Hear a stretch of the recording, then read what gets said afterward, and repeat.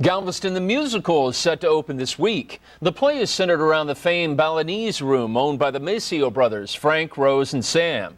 In his weekly visit, author Bill Cherry remembers how it was Sam Maceo who brought the Balinese Room to the island.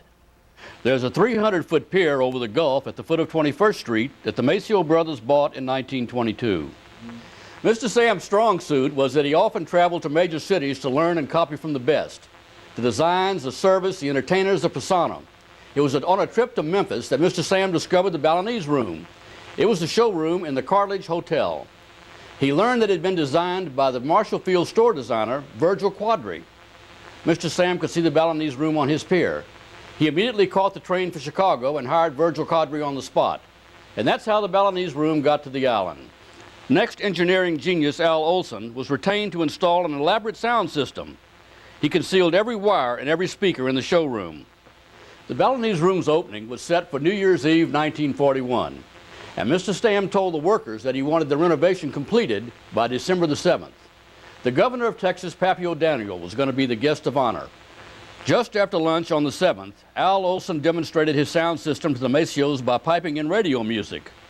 But then the music stopped. The announcer said that Pearl Harbor had just been attacked by Japanese bombers. The grand opening was then moved to the evening of January 17, 1942. And even though now at war, a huge crowd of invited guests, all in formal attire, came to see the latest. And what would turn out to be the most famous of the pier's transformations, the Balinese Room, and Phil Harris's big band played.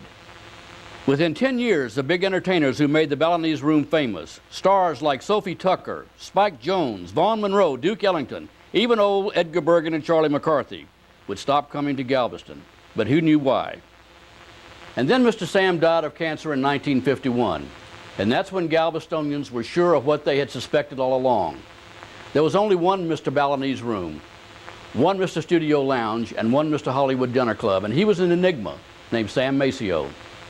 And the stylized and beautiful island for which Mr. Sam was the trendsetter hasn't ever begun to be the same since. I'm Galvestonian Bill Cherry, and Mr. Sam and the Balinese Room are another one of my very fond memories.